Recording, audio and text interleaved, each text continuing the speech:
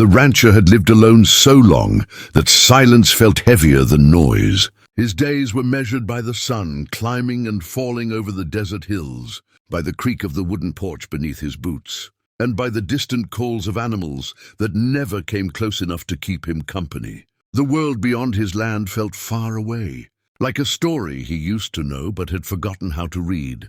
People passed through the nearest town sometimes, but they never stayed, and neither did their words. At night, when the stars burned bright over the empty plains, he wondered if the land itself would someday forget him too. That evening, while riding out to inspect a line of fencing near the canyon, his horse suddenly stopped.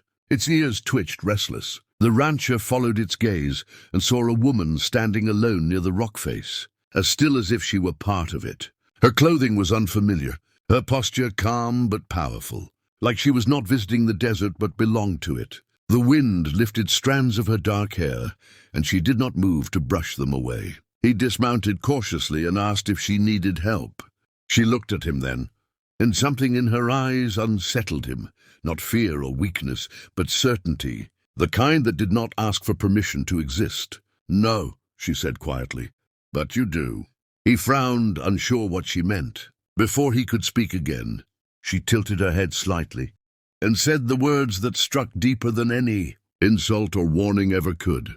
"I'll make you lose your mind." He took a step forward, but she had already turned away, walking toward the canyon's shadowed path without a second glance. By the time he reached the spot where she had stood, she was gone.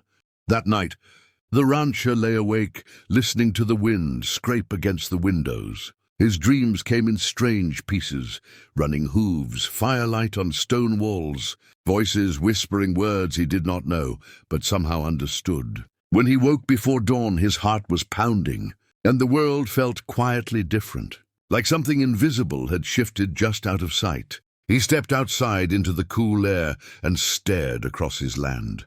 For the first time in years, he did not feel alone. He felt watched, and strangely invited. If you want, I can also expand episode 2 or make the story darker, more magical or more emotional.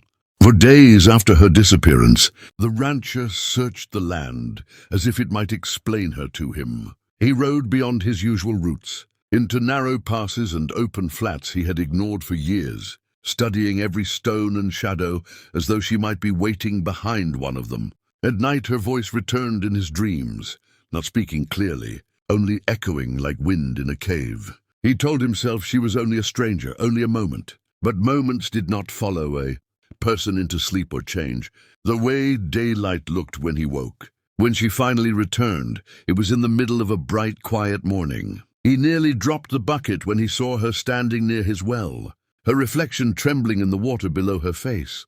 She looked exactly as she had before, as if time had politely stepped aside for her. This time he did not ask if she was lost. He asked who she was. She gave him a faint smile and answered with a question of her own. "Who are you when no one is here to see you?" He did not know how to answer that, and she seemed satisfied by his silence. Instead of explaining herself, she walked the edges of his land like she was reading a book written into the soil.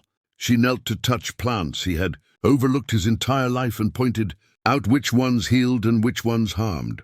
She listened to the wind, correcting him when he guessed the weather wrong, and laughed softly when he argued with her and ended up proven wrong by the sky. She asked him questions constantly, though none of them were simple. Why did he choose this land instead of another? What did he do when the nights felt too long? What did he remember that he pretended to forget?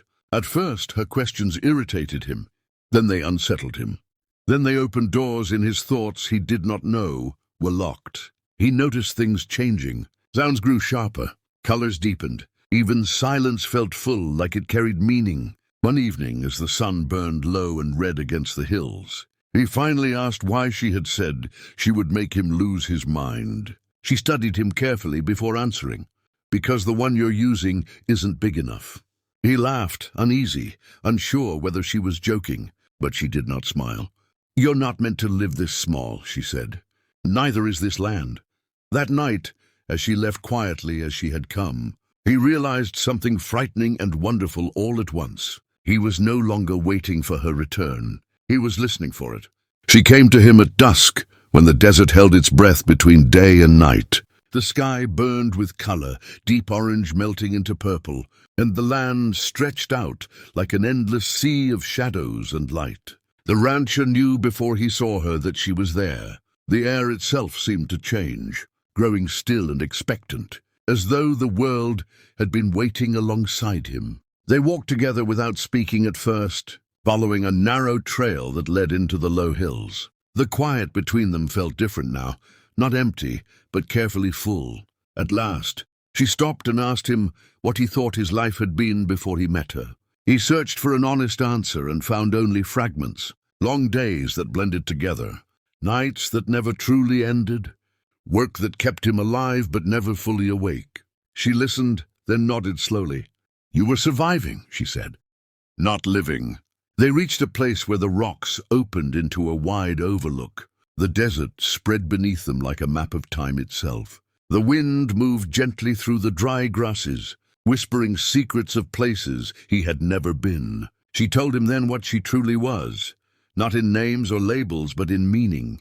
She belonged to the old ways that remembered the land as alive, not owned. Her duty was not to command, but to protect and remind. She walked where the world grew thin and forgetful, searching for the rare ones who still knew how to listen. "I can't stay," she said softly. "And you can't come with me." The truth of it struck harder than anything she had said before, but she was not finished. "You have a choice," she went on. "You can forget what I've shown you and return to the way things were. The world will make that easy for you. It always does. Or you can remember. You can listen when others no longer do. You can tend instead of take." He looked out across the land he'd called his and felt a strange ache in his chest. The fences suddenly seemed smaller than they ever had. "I don't know if I'm strong enough," he admitted.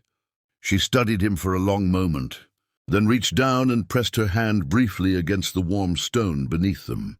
"You already are," she said. "You just forgot." The sky darkened as she turned away, walking slowly toward the rising shadows. He did not follow. He stood breathing in the night air, watching her vanish into the vastness like smoke into firelight. He never saw her again. But from that night on, when the wind spoke, he listened. And the land answered.